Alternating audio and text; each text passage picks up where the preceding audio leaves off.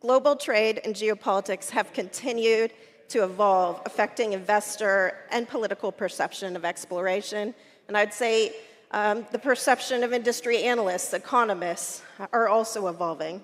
With the US administration focused on the promise of cheaper, reliable, and secure energy and a sudden shift across much of the West from a rapid energy transition to more rational energy policies, will calls for increased supplies support or challenge exploration in Africa? This is the theme of our panel today. So first, I want to start with Emmanuelle. Global trade and geopolitics have continued to evolve, as we mentioned. What are the top enabling conditions that can make frontier exploration attractive in a global market and make Africa competitive?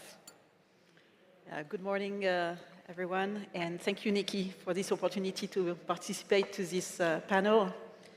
So talking about frontier exploration, when we say frontier, most people think that it is high risk and high cost, but I think that frontier discovery can bring really material discoveries. We just look at the production of today. The best production comes from what was one day considered a frontier well. So this is quite significant. And through my almost 30 years in exploration, I've come across a lot of frontier opportunity. So how to rank them? What makes the difference? What makes them attractive? I think we need to consider three aspects: the volumes, the risk, and the value creation. So we can go through these three aspects. First, the volume. As I said, the frontier discoveries can be really significant. Mm-hmm. If we look at the average discovery size of frontier, they are 7 times larger than mature discoveries. And so to give you an order of magnitude, when we are looking at frontier prospects in the deep offshore, we are targeting something like more than 700 million barrels, compared to when we are targeting mature prospects, it's more 10 to 15 million barrels. Mm. So volume counts, they are very significant. The second aspect is the risk, because when we talk about frontier, frontier is a place where the petroleum system is not yet proven. So it carries some risk. And usually your probability of success in this domain are less than 20%. But we have access to seismic data, and sometimes on the seismic we can observe DHI, direct hydrocarbons indicators, that help to decrease the risk. And in that case, we can have a probability of success that can go up to more than 50%.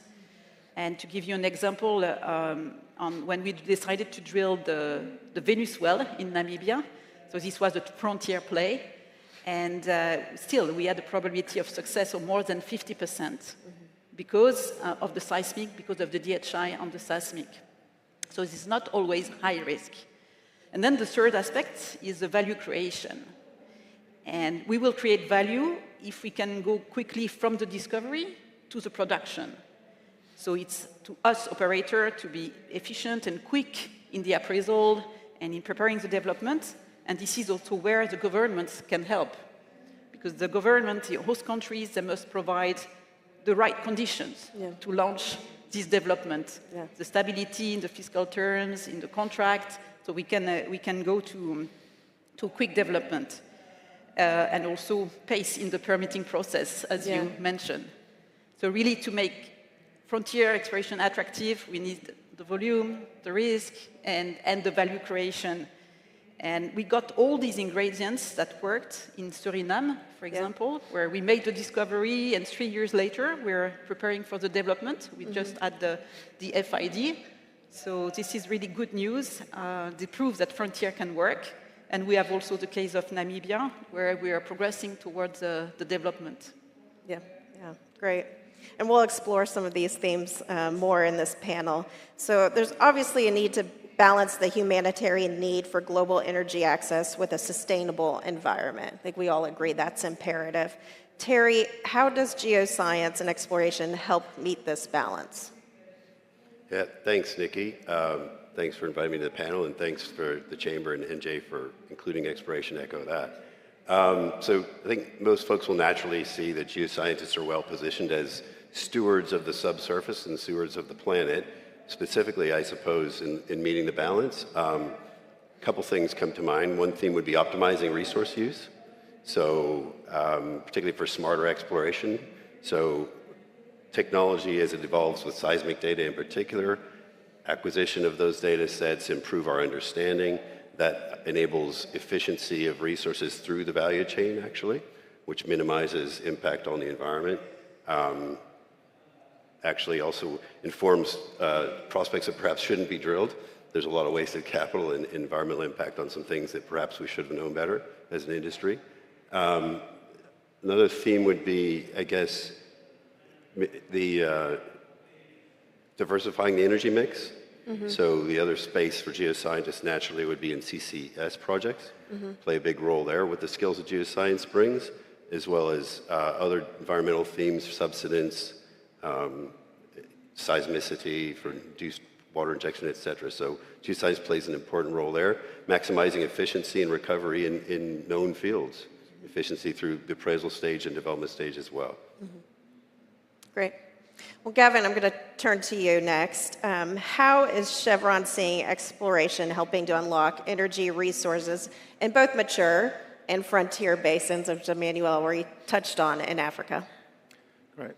Thank you very much, Nikki, for the opportunity to talk on the panel. Chevron sees that the importance of the African continent, both from world-class petroleum systems and looking at new plays, and have some of the best frontier exploration opportunities. That's why we're all gathered here today. That's the importance of this conference and why it's so well attended.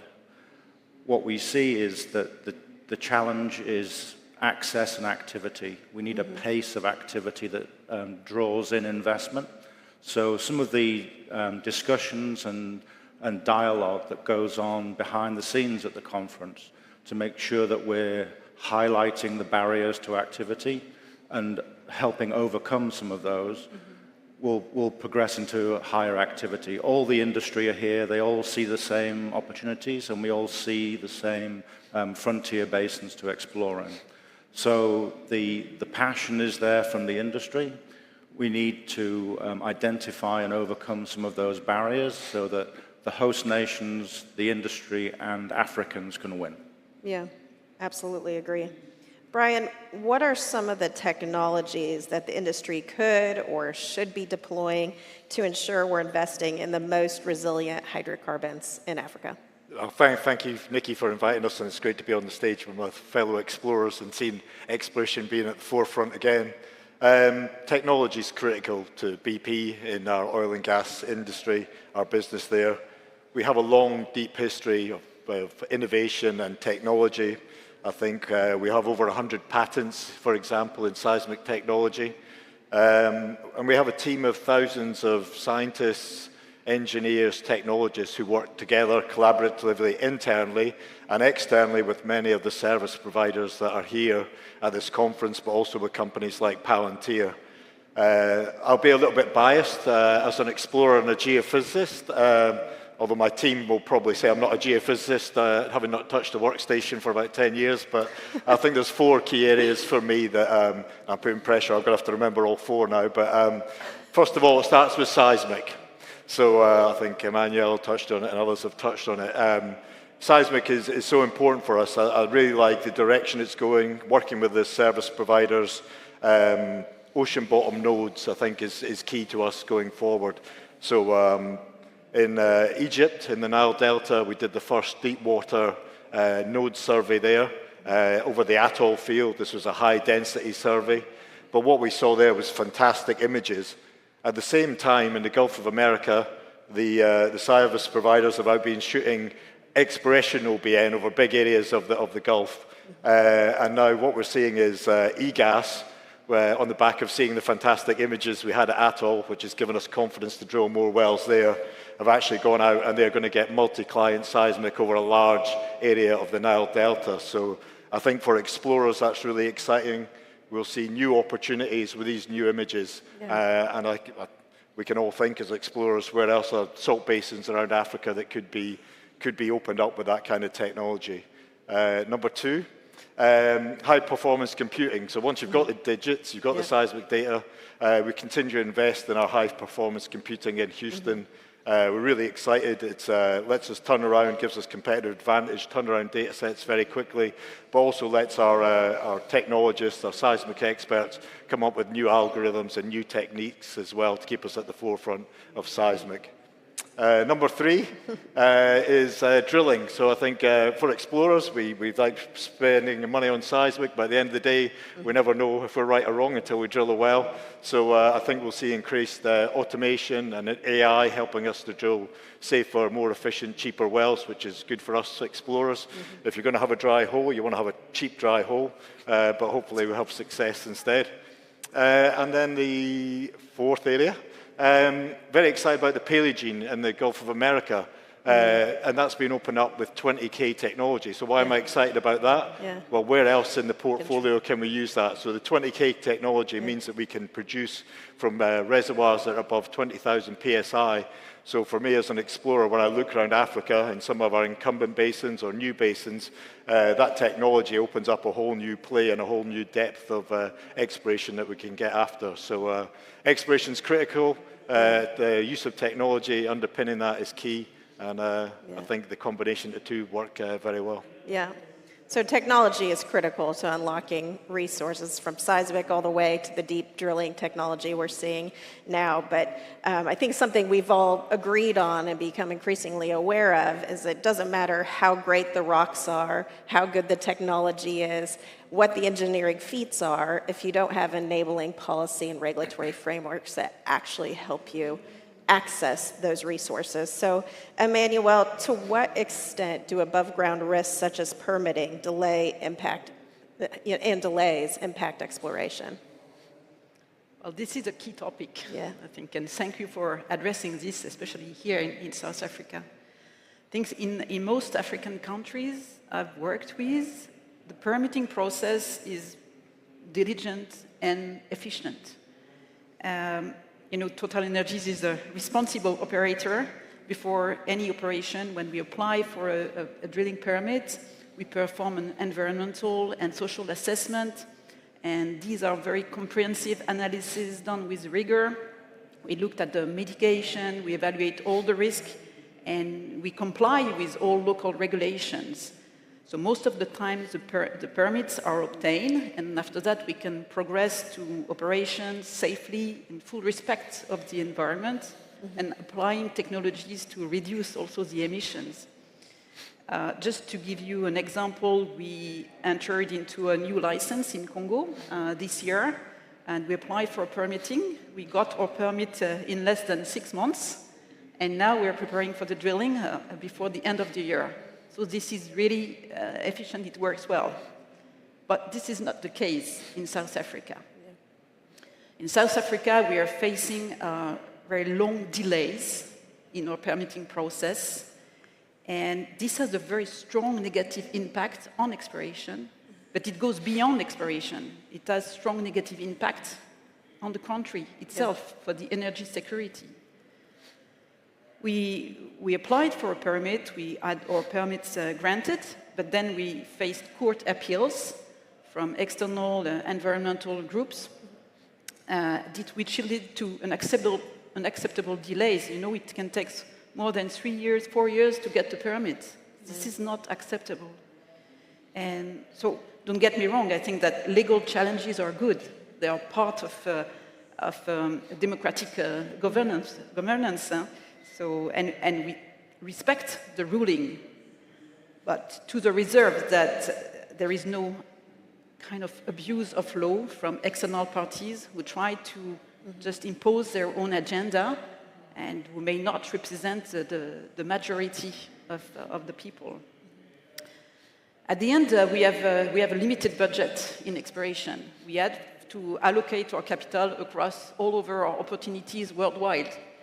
So South Africa is competing against that. And we may reach a point where the operator will just decide to exit the country. And it will not attract more investors there. So this is a very critical point. I think the South Africa must understand that exploration can be transformative to the country. It's beyond a single operation. It has an impact on the economic growth of the country. If I make the parallel to Suriname, for example, in Suriname, we are now launching, we made a discovery, and many discoveries, we are now launching the development, and we are planning to invest more than $1 billion in local content for the country, for the people. And we're planning there will be more than 6,000 jobs that will be created in the country, direct or indirect. So this will really bring a breath to the population. And South Africa really need to understand that there is an urgent need to streamline their permitting process to prevent this kind of long delays in the permitting. And if the country really wants to rise, if I take the words of NG from the opening ceremony, it's like Africa needs to rise, and this is part of the elements and progress towards energy security. And NG said also that Africa deserves oil. And this is what I truly believe. Africa, South Africa, like all over the rest of Africa, deserve oil. Yeah, well said. And just to piggyback off of that point, the economic report I briefly mentioned in my opening remarks that EnerGeo published in conjunction with FTI yesterday, it's available on a website, makingenergypossible.com, if you navigate to the South Africa page. But it actually says in there that E&P activity would have 20,000 jobs addition to South Africa. So piggybacking off what you said, the influx of jobs you're seeing in Suriname, very similar impact, in fact greater, would be realized if exploration could move forward here in this country. So moving on to Gavin, what are some key enablers that you see and that you look for when considering opportunities, in your portfolio as the new ventures director for Chevron? Great. Thank you, Nikki. One of the key enablers, particularly with my role as Director of New Ventures, is to look at new play types, new concepts in new frontier areas. And like Bryan mentioned, it really starts with the seismic. Before you can do any of the new AI-driven workflows, you need to have a data set that is illuminating what the subsurface looks like. And one thing that Africa has lost is the ability to sponsor multi-client seismic data. Really the only basin that really fosters that level of activity that allows large, regional, high-quality data sets is the Gulf of America. And that has allowed that basin to reinvent itself a number of times. And so the only real way to expand beyond the borders of held acreage is to have that competition, healthy competition between different companies. With that level of activity, you can sponsor larger data sets, and with new modern seismic data, you're able to illuminate new play types. And we see that time and time again in basins where that's occurred, whether it's subsalt Brazil, Gulf of America. So we really like to sponsor that concept in Africa. We've applied that in our core area in Nigeria with the Awele survey with our vendors TGS. So the time is right to reinvent the past and have multi-client seismic data in Africa. Okay, great. I love it. Terry, what levers, fiscals, policies, partnerships, et cetera, do you see as important for Woodside when evaluating where you invest in exploration? Yeah, thanks, Nikki. Probably common themes is what we just heard from Emmanuelle and Gavin. I think, we look into new ventures. I think one thing that sets a clear backdrop here is that the timelines for what we do are long. So in the exploration phase, we're success for us in a new venture type frontier setting isn't actually realized for all the stakeholders till many years later. So that's a really important key piece of backdrop to this. I think so when we consider that, it's very important, I think, to have the right mindset. So it's about having a lot of the common things. You got to have the resource, you got to have the good ideas, you got to have a regulatory framework that's transparent, clear, and functioning adequately, because it stifles at any stage. I think Emmanuelle alluded to it. We compete, right? So our dollars for exploration have to compete against other things within the corporation, but even within the exploration pool, we're looking across the world for where we best can allocate those funds. And we look for a lot of the things like good ideas, good resource, good fiscals, stability matters a lot because of the timelines.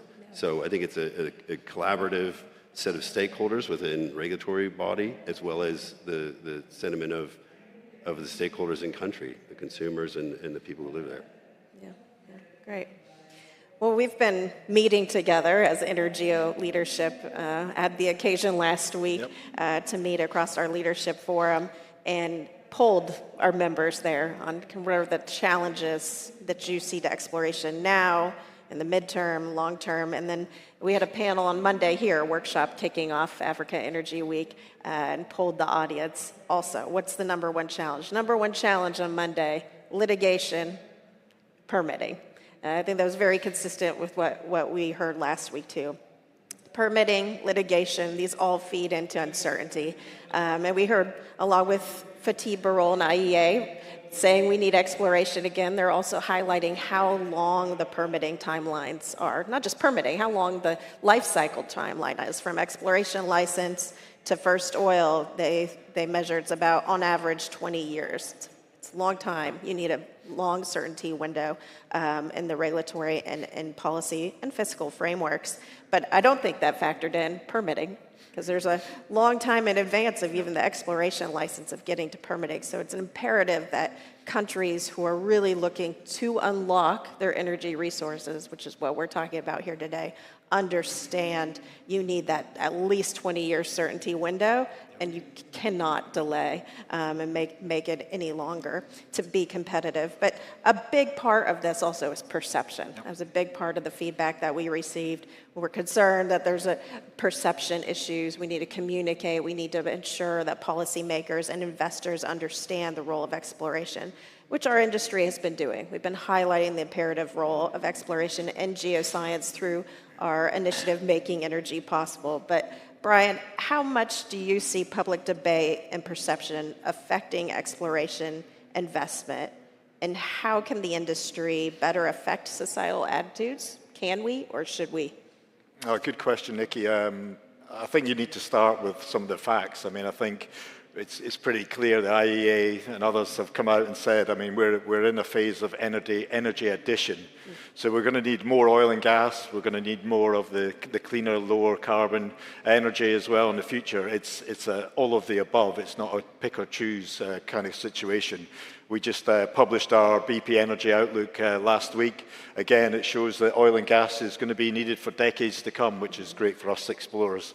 I think it's important that it always starts with the rocks for explorers. We all look at the same places and stuff like that, but I think you heard from Emmanuelle and Terry, and it's kind of, we have to decide where to put our investment dollars. So it starts with the rocks, but we're looking for government and public support, so that is critical. Again, when you talk about the timeframes, as Terry mentioned, decades that we're invested over to see a return and to pay back to our shareholders and stakeholders, it's very important that we have that kind of certainty.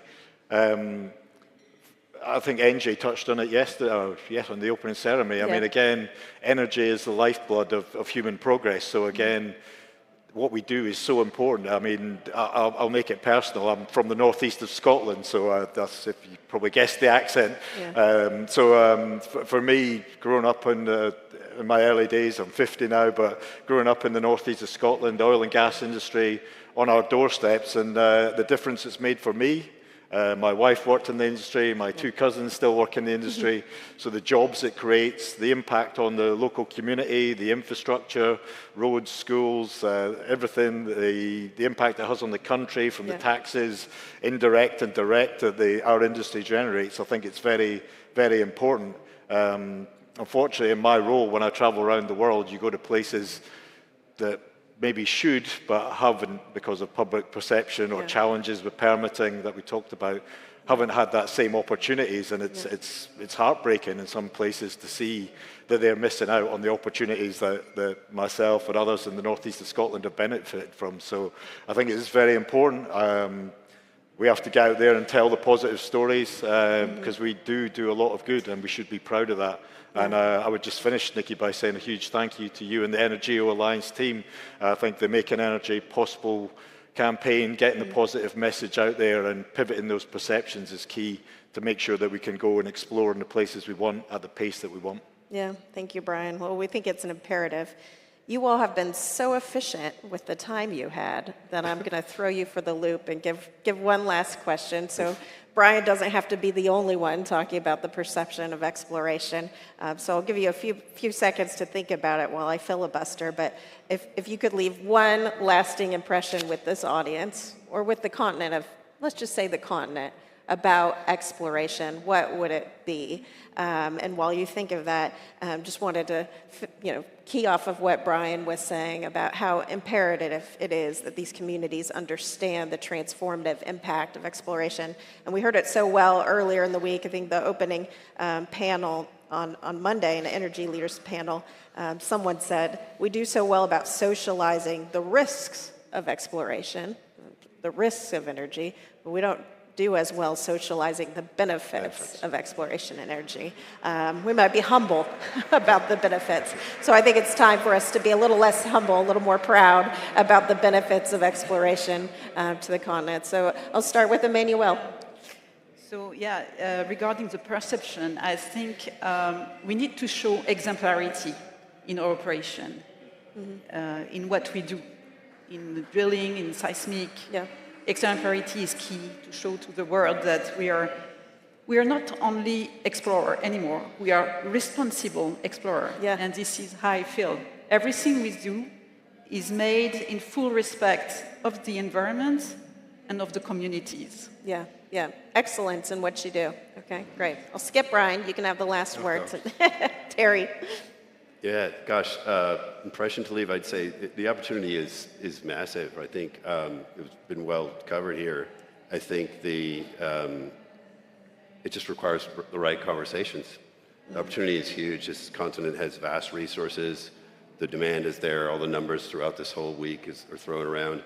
I think it's staring at us, and I think it's just the right conversations with the right people and a bit of listening. I think could be a very bright future. It is going to be a bright future. Great. Gavin?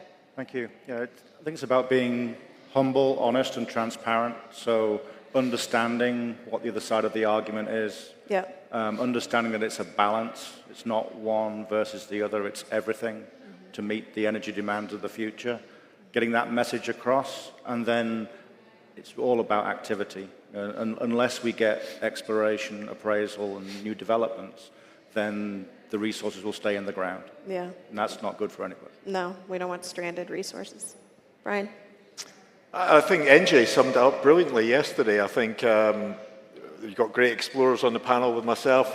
We can solve the subsurface, so I think the plea is to the African nations out there, help us solve the public perceptions, get the right rules, permits to that. Let us do what we do well, but we need to work in partnership with you to make sure that we can bring those opportunities, bring that positive development to Africa.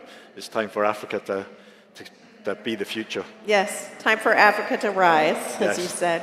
Well, I want to thank each of you for participating in this panel and for also participating in the collaboration that we have with EnerGeo Alliance to advocate and educate on those above ground risks. And we look forward to continuing to partner with Africa Energy Chamber. And once again, thank you to AEW for having us and really highlighting exploration as the pivotal starting point for the future of energy in Africa. So thank you again. Thank you, Nikki. Thank you, Nikki. Thank you. Thank you.